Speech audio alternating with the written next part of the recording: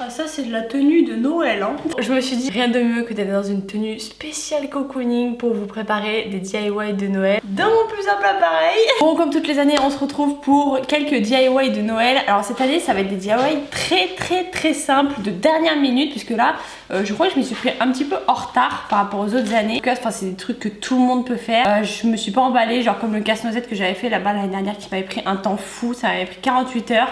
Là c'est vraiment des trucs très rapides, décoration de dernière minute et des trucs un peu insolites que j'ai vus et qu'on va tester. Du coup il y en aura 4. J'espère que cette vidéo va vous plaire. Si c'est le cas, n'oubliez pas de la liker, la partager et vous abonner. N'hésitez pas non plus toujours à donner vos idées dans les commentaires. Et puis moi je vous dis allez, c'est parti. Donc première chose, ça va être un DIY spécial avec des pinces à linge en bois. Alors faut savoir que ça fait 3 ans que je les ai. 3 ans que je les ai jamais utilisés. On sait très bien que les pinces à linge en bois ça se casse. Donc j'ai trouvé un DIY comme ça par pur hasard. Et en fait, il suffit de décrocher la barre de fer qui est au milieu et on peut en faire une étoile en bois. Et je trouve ça trop beau. Après, on peut la peindre si on veut. Moi, personnellement, je vais pas la peindre et je vais pas non plus l'accrocher au plafond puisque j'ai rien qui accroche au plafond. Mais juste la poser et franchement, je trouve ça super joli. Très simple, très kitsch, très Noël quoi. Je ne saurais pas vous dire combien de pinces à linge il va falloir. Je dirais peut-être 1, 2...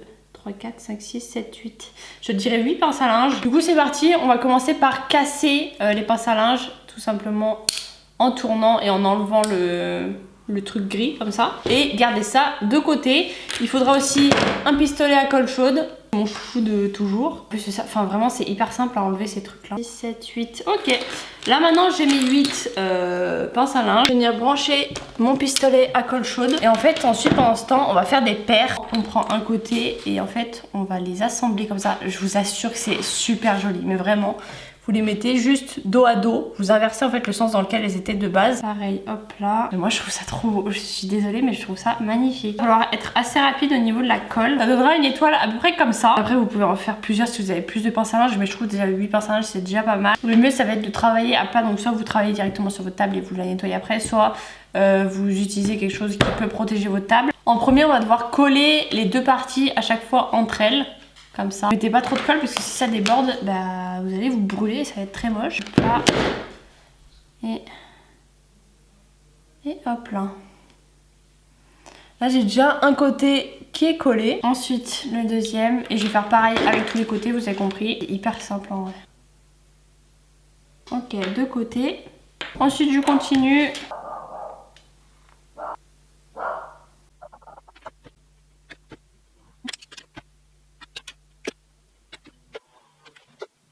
Bon, ensuite, une fois que c'est fait, on va venir coller les morceaux.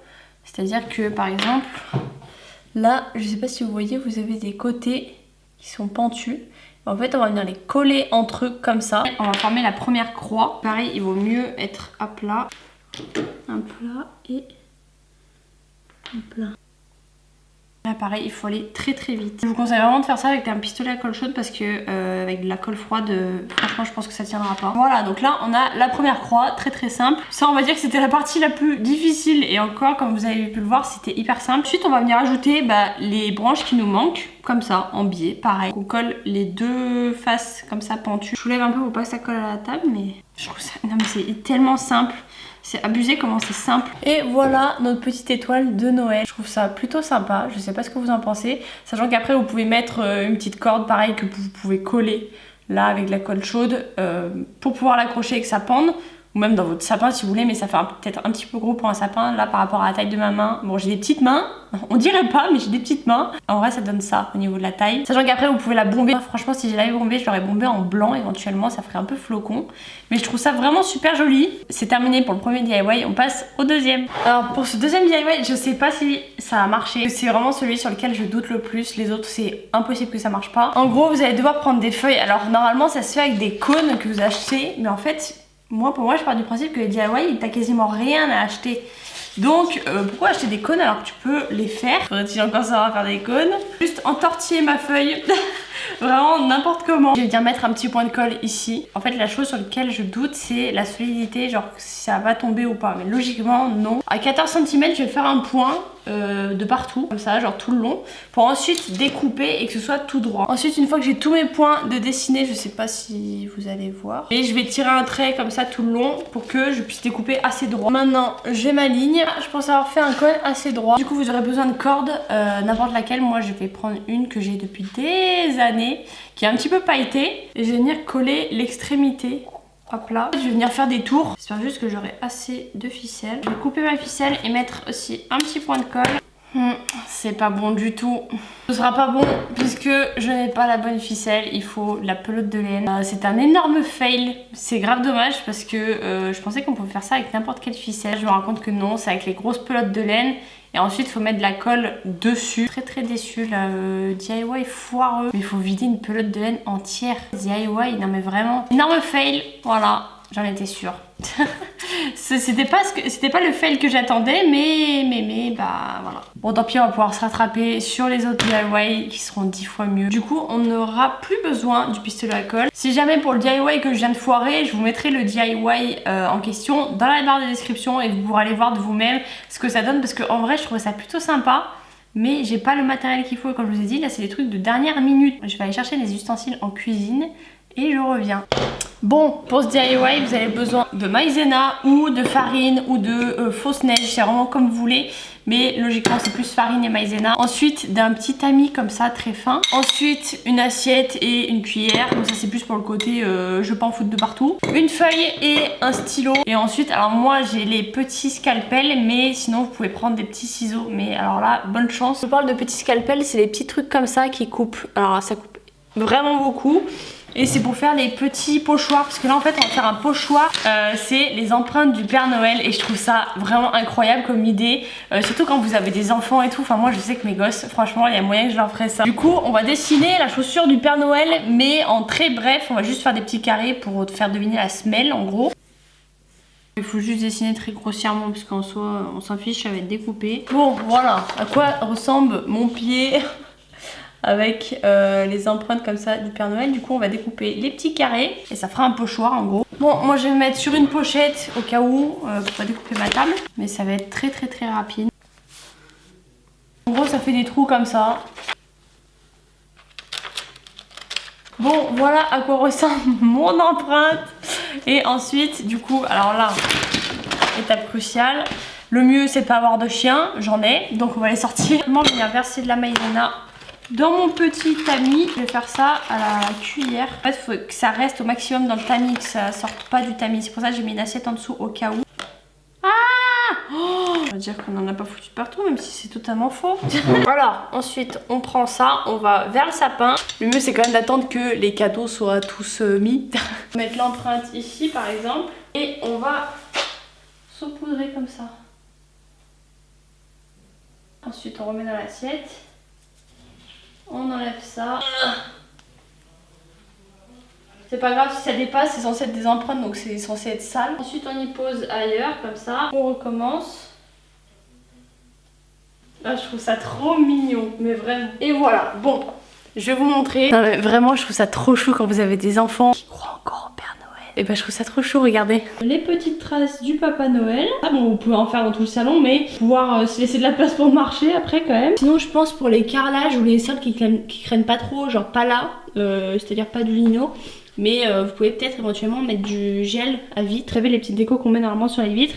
Et ben éventuellement les mettre au sol. Mais là ça fait les petites empreintes. Dites-moi ce que vous en pensez aussi dans les commentaires. Ensuite on se retrouve en cuisine pour faire le dernier DIY que j'ai énormément vu sur TikTok. Il consiste à faire une énorme tablette de chocolat mélangée avec des petits toppings. C'est vraiment super joli. Vous pouvez l'offrir aussi mais si c'est pas fait trop longtemps avant. Genre là par exemple on est plus d'une semaine avant Noël. Je pourrais pas y offrir. Mais si par exemple ça fait la veille ou je pense 48 heures maximum avant, peut-être que vous pouvez. Là j'ai préchauffé mon four à 50 degrés et pas plus parce que sinon ça risque de tout cramer. Et il va falloir mettre 3 tablettes de chocolat au lait, 3 tablettes de chocolat blanc et des petits toppings comme ça. Donc moi j'en ai pas trouvé des spéciales Noël mais apparemment il y en a à Lidl. J'ai pas de Lidl proche de chez moi. Mais on va faire avec ce qu'on a. Et si vous me voyez filmer bizarrement, c'est parce que pareil j'essaie du coup pour TikTok de filmer. Là je vais juste disposer mes tablettes sur la plaque. Il m'en faut 3 de chocolat blanc et 3 de chocolat au lait. J'espère que ça va être bon. Ou pas. Alors c'est parti. On va faire comme ça. Ensuite on va enfourner tout ça pendant 3 minutes. Pour préparer les toppings qu'on va faire. 3 minutes, il faudrait que je mette un chrono quand même. Oh, il y a des petits Smarties, ça peut être trop chou, trop. Là, il y a des petits Smarties comme ça. Ça fait très Noël, ça aussi. Je pense que je vais prendre les 4 là. Donc, il y a des genres de petits chardons comme ça. Il y a les petits Smarties comme ça. Les petites pilules rouges et blanches. Et les petites billes multicolores. Bien évidemment. Je vais prendre un petit pic comme ça à fondu. Mais vous pouvez prendre un grand cure-dent ou un truc comme ça. En fait, je vais tout bouffer avant que ce soit prêt. C'est pas 3 minutes, je suis débile. C'est 10 minutes. Oh là là, mais quel abruti. Oui, c'était 3 minutes à 180 si tu veux le faire cramer, oui, effectivement. 10 minutes. Ah, j'ai trop la haine. Bon, bah, je reviens. Allez, il reste 37 secondes pour les toppings. On va sortir tout ça du four. Du coup, c'est parti. Mon cul. Je vais faire des dessins dedans.